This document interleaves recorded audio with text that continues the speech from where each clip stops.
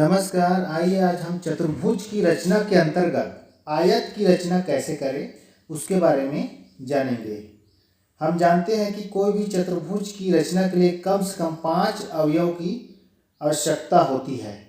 5 अवयव के बगैर हम चतुर्भुज की रचना नहीं कर सकते। चतुर्भुज की रचना तभी संभव होगी यदि उनकी माप निम्न शर्तों को संतुष्ट करे। चतुर्भुज की किन्हीं 3 भुजाओं का योग चौथी भुजा से अधिक हो और चतुर्भुज के चारों कोनों का योग 360 अंश हो। तो इस तरह से हम चतुर्भुज की रचना इन शर्तों के आधार पर कर सकते हैं।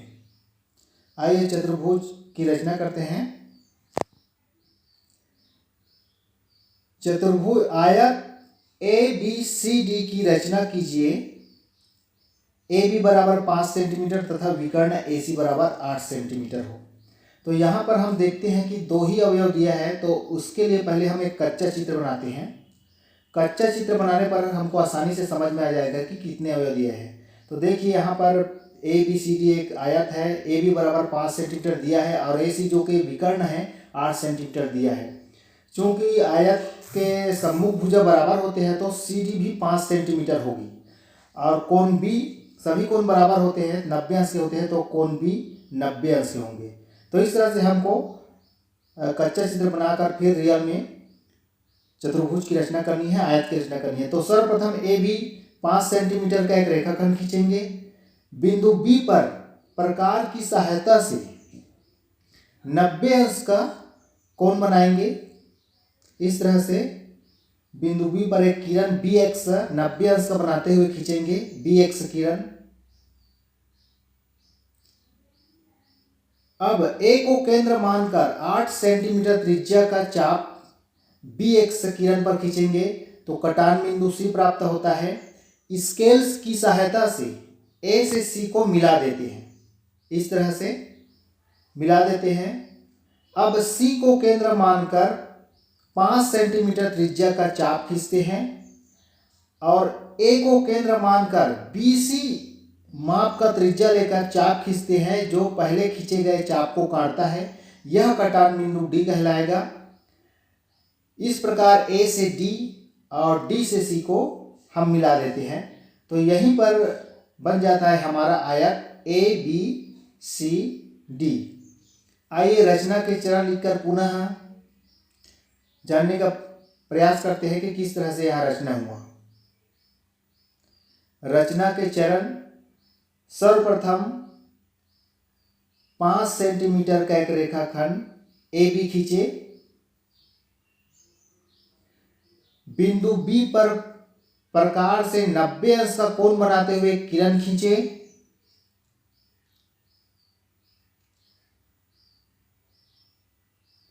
A को केंद्र मानकर 8 सेंटीमीटर त्रिज्या लेकर एक चाप खींचे जो चरण 2 की किरण को C पर काटती है। C को केंद्र मानकर 5 सेंटीमीटर त्रिज्या लेकर तथा A को केंद्र मानकर BC की माप के बराबर त्रिज्या लेकर चाप खींचे जो परस्पर D पर प्रतिच्छेद करते हैं। CD व AD को मिलाइए। ABCD यही है अभिष्ट आयत। तो इस तरह से हम रचना करते हैं। आइए दूसरे आयत की रचना करते हैं जिसे और हमें आसानी से समझ में आ जाएगा। आयत PQRS की रचना कीजिए जिसमें PQ बराबर 4 सेंटीमीटर, QR बराबर 3 सेंटीमीटर। तो यहाँ पर भी हमें एक कच्चा चित्र बनाने की जरूरत पड़ेगी। देखिए यहाँ पर PQ 4 सेंटीमीटर दिया है, QR भी दिया है 3 सेंटीमीटर। चूंकि ये एक आयत की रचना है इसलिए इसके सम्मुख भुजा बराबर होते हैं। तो यहाँ पर SR की लंबाई 4 सेंटीमीटर होगी और PS की लंबाई 3 सेंटीमीटर होगी और चूंकि प्रत्येक कोण 90 अंश का होता है तो प्रत्येक कोण 90 अंश का होगा। तो इस तरह से हमको यहाँ पर 5 अवयव प्राप्त हो गया, 4 भुजा और 1 कोण को लेते हैं। तो इस प्रकार सर्वप्रथम हम एक रेखाखंड PQ 4 सेंटीमीटर का खींचेंगे। इस तरह से बिंदु Q पर प्रकार की सहायता से 90 अंश का कोण बनाएंगे। इस प्रकार बिंदु Q पर एक किरण QX खींचेंगे जो बिंदु Q पर 90 अंश का होगा प्रकार की सहायता से। अब Q को केंद्र मानकर 3 सेंटीमीटर का त्रिज्या लेकर चाप काटते हैं QX पर, तो कटान बिंदु R प्राप्त हुआ। इसके बाद R को केंद्र मानकर 4 सेंटीमीटर त्रिज्या का चाप खींचते हैं और P को केंद्र मानकर 3 सेंटीमीटर त्रिज्या का चाप खींचते हैं, जो पहले खींचे गए चाप को काटता है। यह कटान बिंदु S कहलाएगा। इस तरह से अब स्केल की सहायता से P से S और S से R को मिला दीजिए, तो यही है अभिष्ट आयत PQRS। तो इस तरह से हम कच्चा चित्र बनाकर आसानी से चतुर्भुज की रचना कर सकते हैं।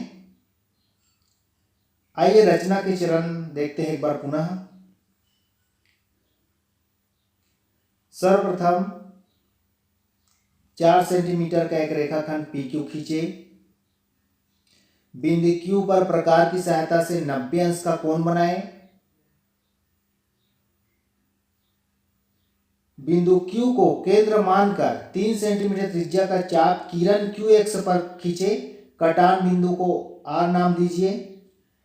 R को केंद्र मानकर 4 सेंटीमीटर का त्रिज्या का चाप खींचे। पुनः P को केंद्र मानकर 3 सेंटीमीटर त्रिज्या का चाप खींचे, जो पहले खींचे चाप को काटता है। कटान बिंदु को S नाम दीजिए। QR व PS को मिलाइए। PQRS अभिष्ट आयत है।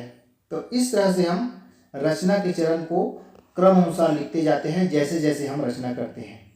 मेरे अन्य गणितीय जानकारी के लिए इस स्क्रीन पर दिख रहा है लिंक को टच कर आसानी से उस पर पहुंच सकते हैं। धन्यवाद।